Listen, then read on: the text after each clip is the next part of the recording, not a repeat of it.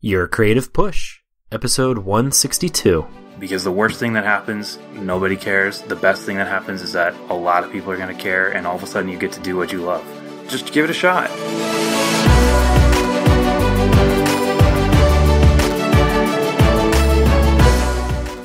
Welcome to Your Creative Push, the podcast that pushes you to pursue your creative passions. I'm your host, Youngman Brown, and my guest today is Chris Reeves. Chris is the founder of 2930 Creative, a digital advertising agency in Dallas, Texas, focused on helping nonprofit, medical, tourism, and mortgage industries. Chris and his team have also began branching off into many new mediums, including a Facebook Live show and 2 podcasts, the Creative Block Podcast and One Star Review. And Chris, first of all, thank you so much for coming on the show today. I was wondering, before we get into the kind of new mediums that you're branching off into, could we start by talking about your ad agency and kind of how you started it? Sure, definitely. My wife and I started the agency in 2012, about 4.5 years ago. We were both at different agencies. We weren't married at the time. We were just dating. And we both were kind of frustrated with kind of the treatment of creatives, like where we were working. We were eating dinner and just kind of like, maybe we could give this a shot. And we both kind of had a little bit of freelance work. And so we kind of just said, well, let's look for more freelance work and see where this goes. And, we landed a few accounts, landed a few more. I'm like, well, you can quit your job. And then about 3 months later, I could quit my job. And we started using other people we knew from where we were working or friends on a, freelance basis to fill in things we didn't know how to do, like copywriting, run PPC ads, things like that. And then over time, we would hire those people as we added more work in those areas. And so now we've got 5 full-time and 4 part-time. And so it's pretty weird to think back on it, but it's definitely good. It's good. And it's only been like 4 or 5 years, right? Yeah, our 5-year anniversary will be in April. Okay. We're going to have a huge party because, man, we've heard all along the way how many times, if you make it to 1 year, let me know. If you make it to 2 year, let me know. So I'm going to look forward to 5 years letting all those people know. Well, and are you surprised then? Absolutely. Sometimes I'm like, yeah, it's kind of stable. I mean, we'll get into some of it, but we're doing some experimentation with other things that we're trying to expand into. And so that's kind of like, well, we're stable. We can try that. But more or less, almost every morning I wake up like, wow, I still get to be my own boss and kind of do my things. That's pretty crazy. It's just kind of, when you're in it, you don't realize how it's growing. You just kind of deal with your things every day, and then you just like crash at the end of the day, and you just keep doing that, rinse and repeat, and all of a sudden it's been almost 5 years. So it is surprising. Yeah, I think it goes like that for a lot of things, like even the podcast, and it hasn't even been 1 year yet, and it's just like, oh my God, I never would have expected to be kind of at this point, you know what I mean? But when you're going along that linear path, it's like, it just all feels normal, you know what I mean? You're on the timeline. Yeah. So it is important to like kind of take those looks back and see how far you came in order to keep going forward. Yeah, for sure. What do you think the reason is, like, that all those naysayers were wrong, that you did make it? I think the biggest reason is that we didn't quit. There are a lot of people that my wife and I both worked with that try to do like, I'll start a thing too. And, the first time a client was paying late and you kind of have to figure out a way to restructure your cash flow, they would just go get a job. That's just one example, because obviously there's problems basically every day. And you just kind of learn to understand what your threshold for those types of things are. And I don't know, I honestly think, sure, we're talented and we have great ideas and our team is great. And of course, I'm biased in that, but I believe that most of the stuff we do in the agency are things that I can teach anyone to do. They just need to be willing to take the time to learn those things. And most businesses aren't. That's why they pay people to do them. So Because in our pitch, we come at it that way, I think that helps us, where they kind of relate to us and they don't feel like there aren't questions they can ask us and things like that, because we're fine with answering whatever. We're fully transparent. So I think it's just not quitting. Because it is easy when things get hard to just do something different. Yeah, I think that can be related to basically anything. It's so easy when times get tough or when other things come up in life. It's just easy to just kind of throw in the towel and say, "Oh, I'll do this next week," or maybe I'll get back to this in a year or two, Sure, or a decade, and it just kind of keeps going like that. Yeah. So yeah, never quitting and just putting in the work every day. Sure, and I mean, I'd be lying if it wasn't like I occasionally say I can deal with that tomorrow, but that's usually because I have some other larger thing I need to do. And there's only so much time, right? But that's why you have other people on your team, so that you can delegate some stuff and, divide and conquer kind of. So For sure. Well, you mentioned some of the things that you guys are expanding upon. Can you talk about that a little bit? Sure. So just about 5 weeks ago, we launched a podcast. Called The Creative Block, where we talk to other creatives similar to this. That's why we reached out and got connected. And we just this week launched a podcast called One Star Review, where we find 1-star reviews that are pretty funny, and we just kind of read them and make jokes about them, more or less. Before that, we've launched about a year ago. We added a video department to our agency. We didn't have any clients they asked for it, but we didn't have any that said like, yeah, we'll start now. We just kind of figured, well, the way the industry is going, it seems like you need to have someone that can do that. And so we started adding internal videos. We do this weekly series that we just wrapped up season 1 about a month ago called Curate, where we show cool things on the internet. We try to do it so it's not timely, so that if someone finds it in a year, they'll still be like, oh, I didn't know about that. So, we're trying to experiment with things like that too. And the idea was born out of the fact that chasing down clients for money is not very fun. And that's what most of my job is now as we have expanded. A lot of the creative work, probably 95%, it comes from outside of me now, and that's what the team is for. But I would love it if we could generate some other revenue streams beyond just pure client-based stuff. So if for some reason we can start to turn these things into that would be cool. We also launched a store that has some shirts and posters and types of things that are kind of inspirational, and we're hoping to add more things to that. Eventually have actual tools like notebooks that have like creative writing prompts in them and things like that. But those take time to produce compared to like t-shirts or posters or something. So in a lot of ways, we're kind of just throwing stuff at the wall and seeing what sticks. But because of our client work, we're afforded the ability to spend, after 6 o'clock, an extra hour or two and just have fun and experiment. That's where we are with that stuff. Yeah, throwing stuff against the wall and seeing what sticks. Is it ever scary for you to like kind of create something new, or what's your mentality there? Is just kind of like start it out, see what happens, and kind of go from there? Yeah, it's a combo of both. It's always scary when you start a new thing. I think every creative feels that way whenever you launch a new thing, no matter how big it was. I've been involved in varying levels of success with different creative endeavors in the past, and they always are, when a new thing is coming on the eve before, you're like, oh man, what if nobody likes this thing? What if this is weird? What if nobody cares? But then you're also excited because, wow, everyone could like this thing, and wow, like this could be everywhere, and this could be what I've been waiting for. Right. So I don't know if that'll ever change, but that's still how it feels to me. Yeah, I think that's one of the most exciting things is seeing what does stick, and sometimes it's kind of surprising. But yeah, just going for it. For sure. It's definitely surprising. Can we talk about you, Chris Reeves, as a person, when going gets tough with the actual stuff that you create? What are some of those things that do kind of hold you back, and how do you deal with them? So there's some different variations on that. For the longest time, it's been things within the business that hold me back. Like I sort of mentioned a few minutes ago, that I don't do as much of the creative work now, so things that hold me back don't necessarily hold the team back. Like, I definitely have trouble with motivation when I'm doing more of the mundane stuff, but what keeps me on track is seeing that everyone else is engaged in what they're doing and excited about what they're working on. So that type of thing holds me back. But outside of the business, like other things I just try to have fun with, or even before that, because I've been creative basically since I was born.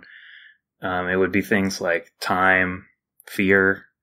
sometimes it's money, feeling like, well, that's a cool idea, but I have no idea how I'm going to buy equipment for that, or how I could go out and do that. Like, if it was some type of event-based thing, well, I don't know where I would do that. I'd have to pay to rent a space. Like, I don't have the money for that. So that type of thing would hold me back before.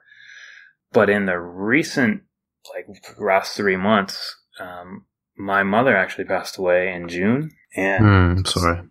Thanks. So, all the other things that I would have fun and dabble with, like drawing or music or things like that have nothing to do with the business, I have a really hard time being motivated to work on that type of thing. Just because by the end of the day, the things that I've done here at work or whatever, I've just drained. Overall, I'm just kind of down a lot of days. And so it's hard to find that.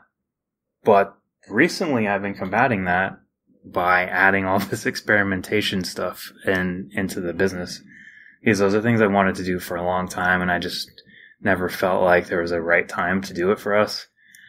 And it does make me a lot happier, so I felt like, you know what? You guys all wanted to do it too, so let's just do it. Right. So that's how I'm fighting that current overall one.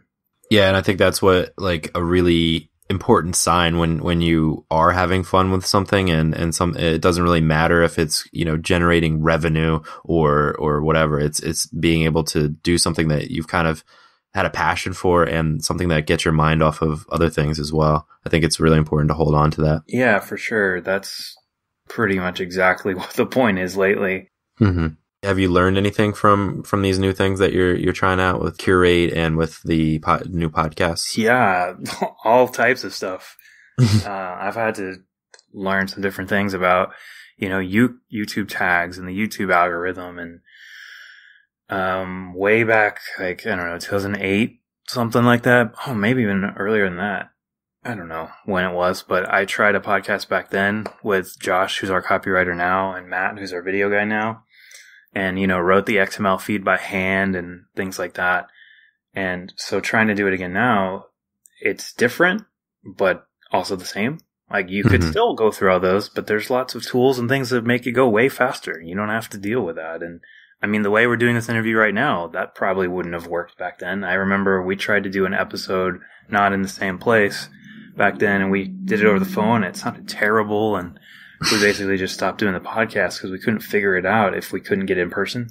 So we've had to learn lots of stuff about that. Even we've had to look at SEO in a different way than we do for our clients in terms of how we put out these show notes and things like that. That's going to be a process probably going forever as we do this, but it was like, oh yeah, we'll write this just like we do for, X client. And it was like, well, that's not going to work. This is weird.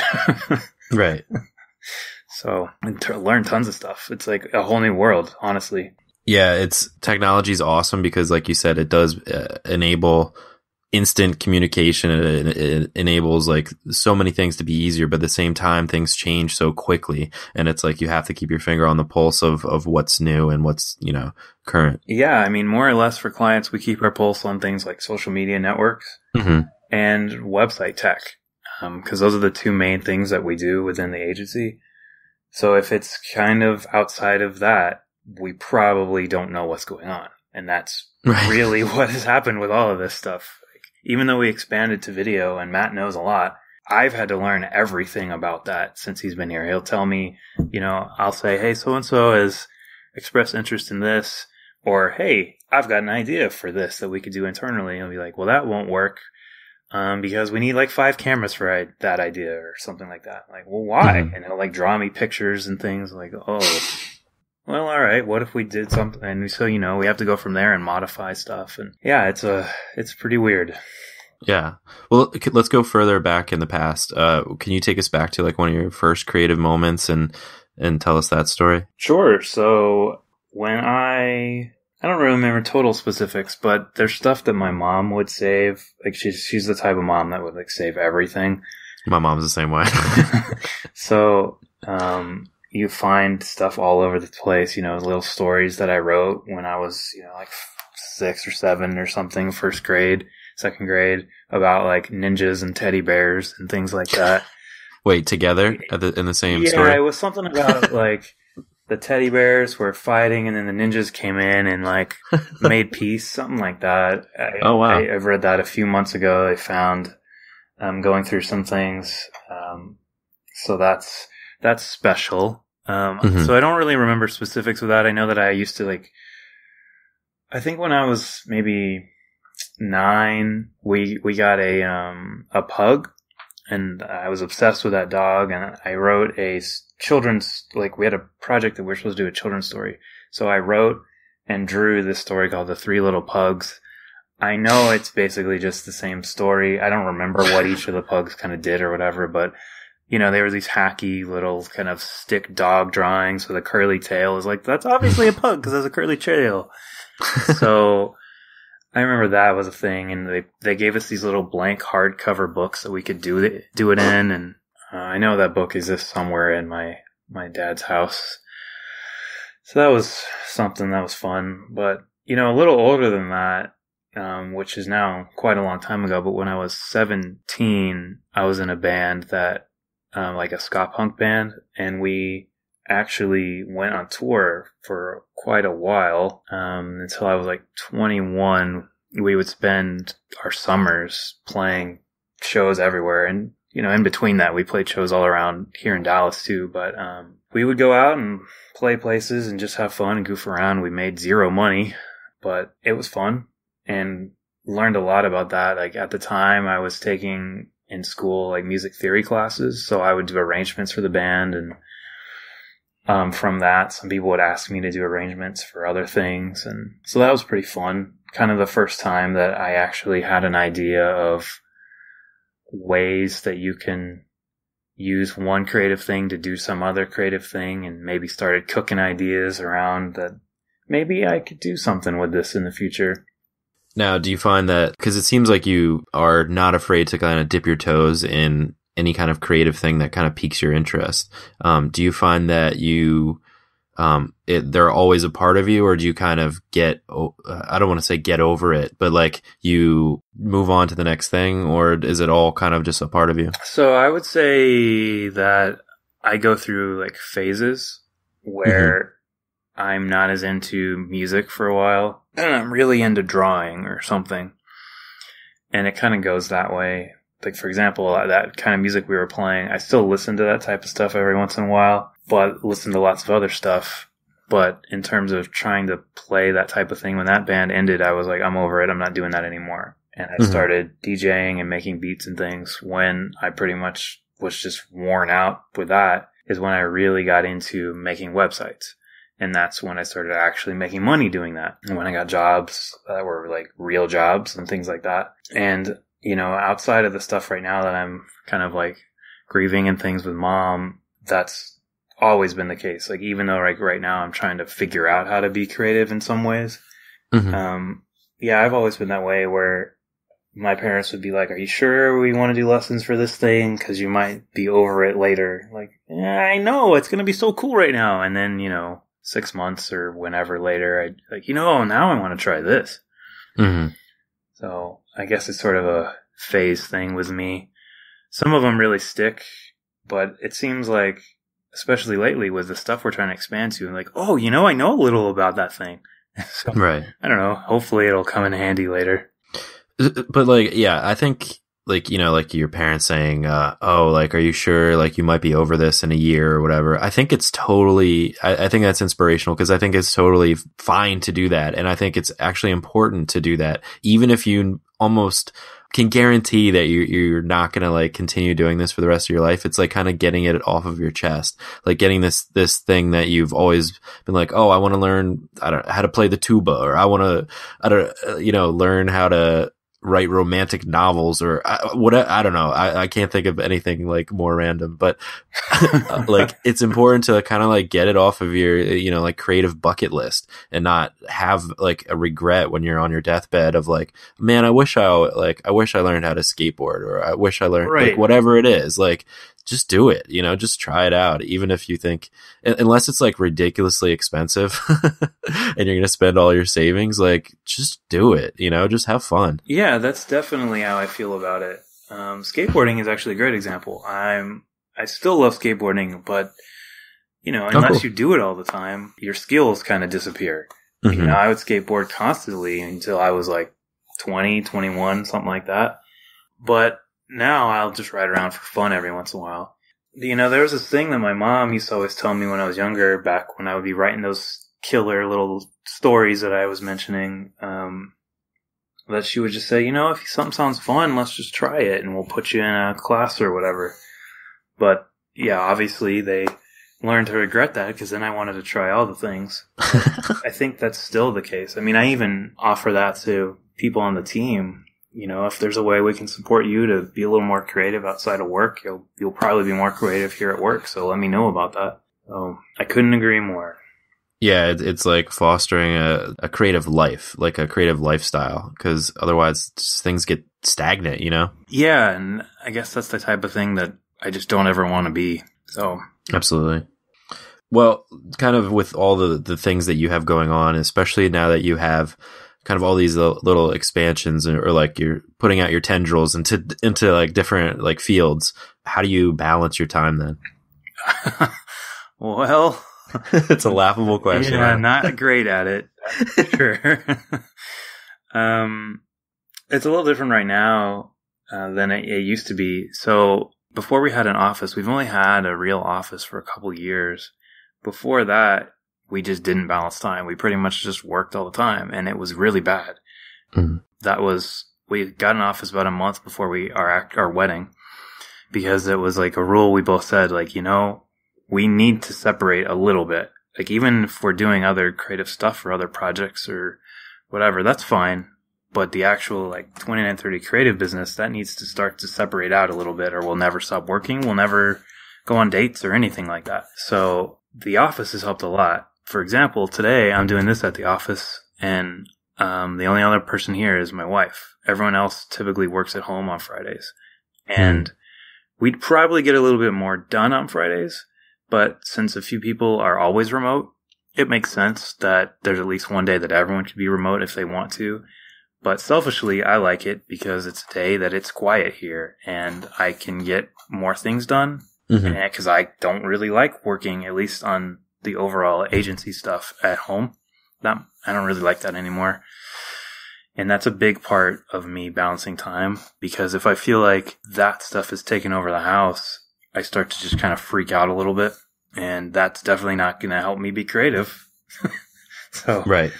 That's a big part of it. And then referencing a little bit what I said, my wife and I now, we say every week, it depends, what's going on, but we say this night, no work, no nothing, it's date night, and that helps going into things the next day, being a little bit more rejuvenated. And typically those days are the days that I have the most ideas, where I come in and like, hey guys, I know you're working on this thing, but guess what? Here's the new idea. And they love that, but it's just kind of how it goes lately. But does that ever present a problem? Because like the shiny objects, syndrome, like where it's just like, oh, here's a great idea, here's a great idea. How do you then kind of differentiate? Like we were talking about, it's good to have like a whole bunch of different things going on, but eventually you're putting too much on your plate. So how do you kind of make that distinction or decide what you're actually going to go for? So part of our onboarding process with a new team member is I tell them that's a thing that I do. I'm aware of it. And then beyond that, within our team Slack, and we also use Quip for sharing documents and things. On both of those, we have ideas channels. And so I can just post things there, and they do the same thing. So we just have them saved, and we can go back and grab them when we need things that are relevant to whatever. We have them set in like categories. Video ideas. Right now we have one that's like podcast ideas, like guest ideas. So I can just like write it there and then just move on. So it's keeping it a little bit from affecting their workflow that way. Yeah, and I think that can, for people listening, that can be brought to the individual, like when you have all these ideas, get them down, jot them down, and then kind of continue doing what you're doing, what's important, and then you can always go back to them. But just, being able to pluck them out of your mind, and putting them down on paper or in Slack or what Google Docs or whatever it is, to get it kind of out of your brain, so okay, this can be taken care of at some point, and we'll come back to it later. It can be really important, because then you're not your mind isn't always kind of traveling other places. Yeah, because usually what happens to me is things like that pop up when I'm in the middle of invoices. I mean, that's actually what I was doing earlier today, sending out invoices, which is probably the most important thing, because otherwise none of us have jobs. So I had a few ideas, and like, well, I can't do anything about that right now, or these invoices don't go out. So yeah, you just make a note real quick in the Slack channel and just move on. Absolutely. Before we let you go, I was wondering, do you have like a greatest inspiration or a favorite book or YouTube clip or kind of anything else that you draw inspiration from, and that maybe we could as well? I have a lot. I'm not normal in that I read like business books and all this type of thing, like a lot of entrepreneurs and agency owners do. Really, the only ones that I like are Conscious Capitalism. John Mackey, I think, wrote that book. And then there's a similar one called Uncontainable from Kip Tindall, who started the Container Store. They work together on a lot of things, so they have some of the same principles. One of the things that we do in the agency is one of our core values is give back. So we do a lot of charity stuff. And even in that store that I mentioned that we launched, we have some items that all the money goes to some charities, and we designate monthly what those are. And so those two books, they talk about those types of things really in depth. So that's really cool. I'm really into that. But beyond those things, when I'm looking for like inspiration, I'm feeling down, or anything like that, especially lately, I just immerse myself in other like mediums that make me happy. Things like cartoons, like Harry Potter, like like goofy YouTube videos, like that Pin Pineapple Apple Pin that's everywhere lately. Mm-hmm. That makes me laugh to no end lately. We actually did like a thing where we tested to see if you could actually make a Pin Pineapple Apple Pin. That's an example of me coming in like, hey, I've got an idea that we should do.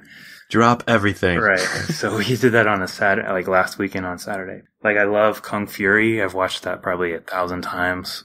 Oh, so good. I try to get them on the show. Oh man, that would be so cool. Like, yeah, man, I've watched it so many times. It's so good. Like Steven Universe, I love that cartoon a lot. Adventure Time. I know I could list forever things like that. But one of the things that we do here that's really important to me because of things I just listed is we have a thing called like the nerd out factor. And on each of our business cards, we have a thing. It says, how do you nerd out? And it says, I nerd out for, and you list like 2 or 3 things. Sort of like an icebreaker thing. Because going to networking events kind of sucks. You usually have people go, hey, what do you do? Cool, I do this. Bye, give me your card. It's a more fun kind of conversation starting thing. And so like on mine, it's like I nerd out for basketball, animation, and music. And everyone else has like Matt, our video guy, has cheese fries and video games, I think, on his. And Carly, my wife, has like science fiction, books, and cats, I think. So really all of us kind of have a related thing in that we're not as into self-help motivational stuff. It's more being in these other things that get your mind kicking about stuff, and then you bring that into work. So that's kind of where I get my favorite inspiration stuff from, is I just go to those things. Yeah, which is really important, because you should be bringing in things that, bring you joy, or things that really intrigue you into your whatever creative type of thing you're doing. Yeah, I've always thought it was crazy. Like, there are people that have agencies similar size to ours or even a little bigger, and they're like, I never have time to watch movies, and I definitely am not going to just sit and doodle or things like that. I'm too busy working. Like, come on, man. Like, I know that's not true. Like, that's definitely, can't be true. Like, you watch TV shows. Like, that has to be. Like, how could you not? I don't know how you could do a job like this. And because running a business is really hard. It's really stressful. Like, I don't know how you don't have something like that to at least de-stress. Right. Seems crazy to me. Yeah, you need something at least to just get your mind off the thing. Like you said, like making a plan to have date night, or making a plan to not do work. I think it is important to kind of unplug, for sure. Yeah, I mean, because even though you're not working, that still like calms you down and maybe gets you in some new ideas and things like that, at least the next day. Absolutely. It's time for the final push, Chris. And this is where I ask you to reach to the microphone and grab the shoulder of one of the listeners that you've already really inspired today and just give them your best words of advice and push them to pursue their creative passions. All right. So I would say whatever it is you're thinking that you wanted to work on, want to try doing, just give it a shot. Just jump in. Let's try it. Let's do it. You've heard already over and over again how I just test out stuff, see what I like. And so you should do the same thing. Because the worst thing that happens is nobody cares. The best thing that happens is that a lot of people are going to care, and all of a sudden you get to do what you love. So give it a shot. And you get to cross it off of your list. Yes, definitely. And you should start a list that you can start crossing things off of. Yes, a creative bucket list. I love it. Absolutely. Like I have one. I've never been very good at drawing, even though I've been trying forever. That's the thing that I started in January. I've been trying to draw a little thing every day. I've got these online classes that I'm taking through like Pencil Kings. Cool. Yeah. So, I've been doing that, like their figure drawing challenge and things like that. And that's part of my bucket list. Like I don't need to be good at it. I just feel like it's weird that I'm not. And I don't need to be some like professional artist. I just should be able to draw more than just a little stick guy. Mm-hmm. So I'm just trying to get a little better at that. So start a list and work on stuff. Scratch them off. Absolutely. Yeah, we had Mitch from Pencil Kings on the show. Great guy. And you know, you bring up like a really good point before we go, because like I think a lot of times when people become adults or like, you know, 25, 30 or older, and you're kind of along like a certain path, it's like, I don't know, not embarrassing, but like you're embarrassed to start something that you suck at, you know, and 100%. People are just so scared of sucking at something. So I think it's okay that you don't have any skills whatsoever in something that you want to pursue. Like, don't let that stop you. Yeah. Just, you know, take a course or just start, you know, just try. Absolutely. I couldn't agree more. It's definitely the case with a lot of the like other like adults we know. You know, I'm over 30, and it just seems like a lot of them are not willing to just try new things that often. Yeah. And you're not going to learn anything. But even if you don't know it, how would you expect to be good at it? You won't be. You're going to suck when you start something. So just start it. Just understand that you're going to suck at it and you'll get better. Yeah. And also the whole concept of, you know, not having enough time to watch TV. How could I possibly start like learning how to draw or learning how to create music? No, like that is the thing that you should be doing. You know what I mean? Like that you can find time to do that. And even if, like we were talking about before, even if you know, in a year give up or you just lose interest in it, like at least you tried it. It is time well spent, and it won't be wasted time, because you never know what will come up later that, you know, the skill set could correlate. Yeah, definitely. I mean, and it's not to say that I'm spending hours every day trying to learn to draw. No, I spend maybe 10 minutes. Mm-hmm. And it might even be that I'm sitting with a little sketch thing while we're watching, you know, like last weekend, Luke Cage. You know, I just scribbled a little bit there. Like, okay, now I did my daily thing. No big deal. And so I feel like finding time like that isn't that hard, and you just have to look for it, and we'd be willing to look for it. Absolutely. Well, I appreciate you giving us time today, man. Thanks for coming on the show and for giving us that push. For sure. Thanks for having me on. I really appreciate it. Absolutely. And you can find Chris on 2930creative.com. On Twitter, he is IamCoolC. And you can also find all the links to everything we talked about today at yourcreativepush.com/Chris Reeves. Check out the new podcasts. Check out Curate. It'll all be linked up there. Chris, thanks again, man. Yeah, thank you. My thanks to Chris for coming on the show. Guys, what's on your creative bucket list? Have you had a creative bucket list your entire life? Has there been things that you've been wanting to do since you were like 5 years old that you still haven't done? Do you have artistic or other creative dreams? Do you have things that you've just kind of wished that you either had the time or the courage to do?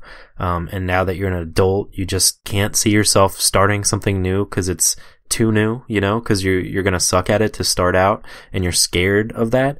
If you still have those regrets of things that you haven't done, that means that they're still important to you, whether you've done them or not.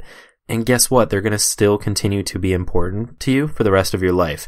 Even if they're completely outside of the kind of creative thing that you're already doing, that you're already spending your time on, dabble, learn some more things. Join up with Pencil Kings. Join up with Schoolism. We've had Mitch Bowler, and Bobby Chu on the show. Both are great places to learn. But if you don't feel like paying, go on YouTube. There's so many interesting things that you can learn for free if you just kind of put the time in. It's really that simple. There's no excuse to not do something that you've been wanting to do your entire life. Are you kidding me? You gotta cross it off of your creative bucket list. If you don't have a creative bucket list, make one. When you do the same thing over and over again every day, it can become monotonous. And if you can add new tools to your arsenal, like Chris was talking about, and you never know where that can kind of lead you. So definitely something to think about today. Again, thanks to Chris. Check out 2930creative.com and also check out his new podcasts, the Creative Art Block podcast, as well as 1-Star Review. I'll have everything linked up at our show notes page at yourcreativepush.com/162. But that is all I've got for you today. Hopefully you were inspired to go and get your work done. So go and get it done, and we will be here for you on Wednesday if you need the push. Again, I love you all. Go get some amazing work done, and we will see you then. Bye.